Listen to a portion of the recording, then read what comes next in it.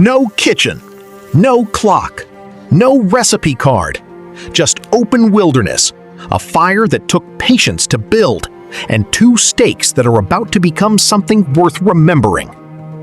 We start with the fire, because everything out here starts with the fire. Not a rushed flame, but a slow, deliberate burn that builds coals glowing steady and orange, the kind of heat that knows what it's doing and doesn't need to prove it.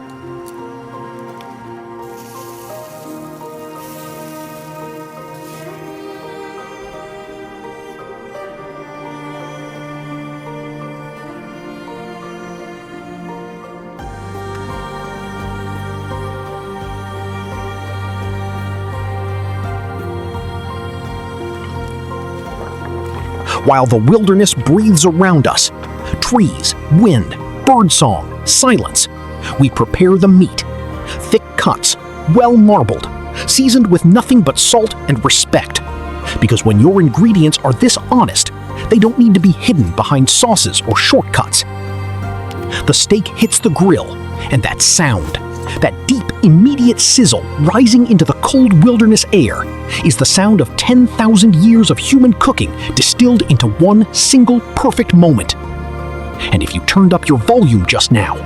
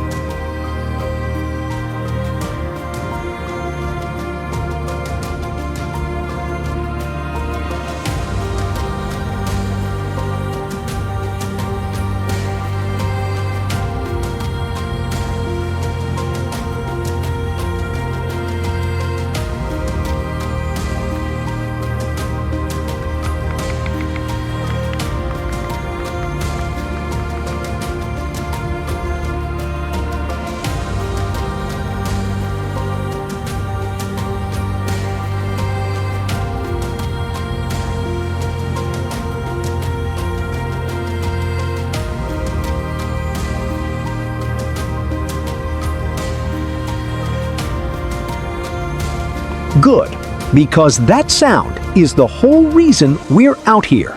We watch and we wait, because waiting is the discipline that separates a good cook from a great one. And out here, with no distractions, no notifications, no noise except the fire and the forest, waiting stops feeling like a burden and starts feeling like a gift. The flames settle into a steady rhythm beneath the grate. The fat begins to render. The crust begins to form, slowly, beautifully, the way anything worth having forms slowly and beautifully. And we resist every instinct to poke, to press, to rush, because the fire is doing its job, and our job right now is simply to trust it.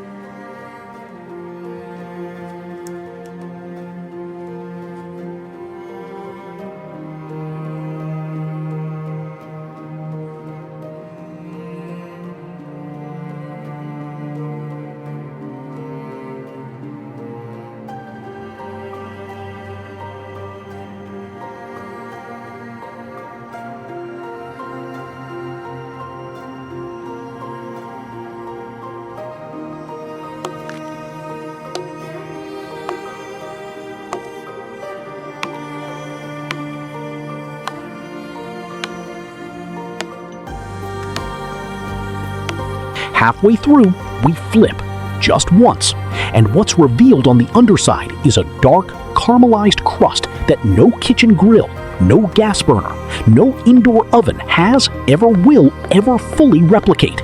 Because that crust was made by real wood and real flame, and the specific, unrepeatable air of this particular wilderness on this particular afternoon. And you can see it, and soon enough, you'll taste it. The fire quiets now, the hard work done, shifting from fierce to gentle, from builder to finisher, holding the steak in a warm embrace rather than an assault, letting the heat work its way slowly to the center, the way good things always work, from the outside in, layer by layer, without force. We lift the steak off the heat and we do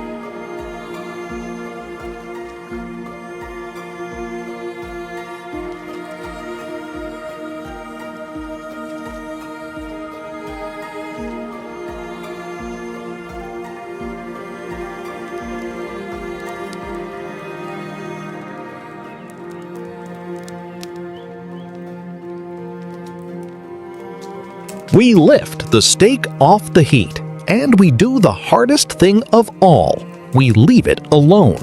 We let it rest on the board while the juices that the heat drove inward begin their slow journey back through every fiber of the meat. And in these 5 quiet minutes, the wilderness fills the silence with everything it has. Wind through the canopy, embers ticking, a bird somewhere, distant, calling out.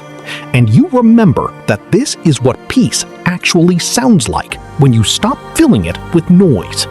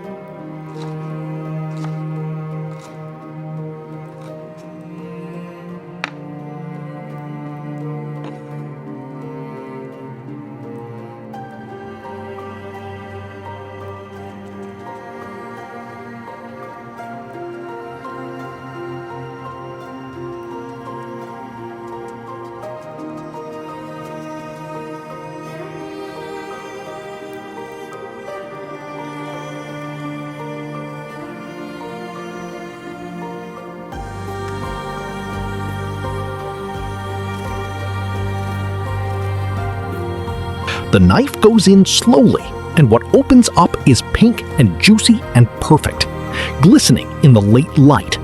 And this is not a recipe result or a technique triumph.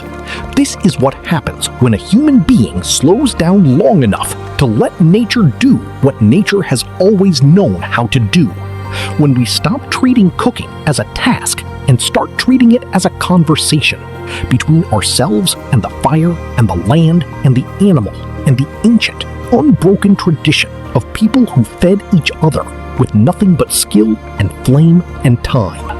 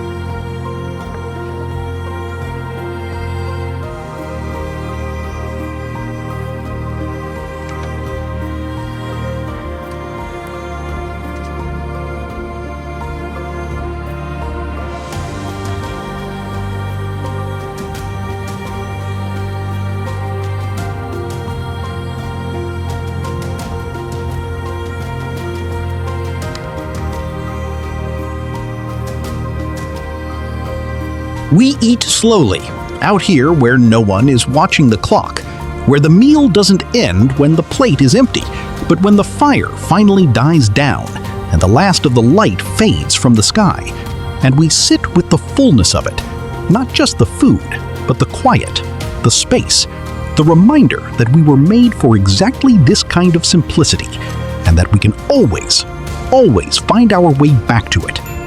Nature, health, peace, better life. This is what we come back to every single week. And if this fire lit something in you today, subscribe, because next week the fire will be burning again, and we'll save you a place beside it.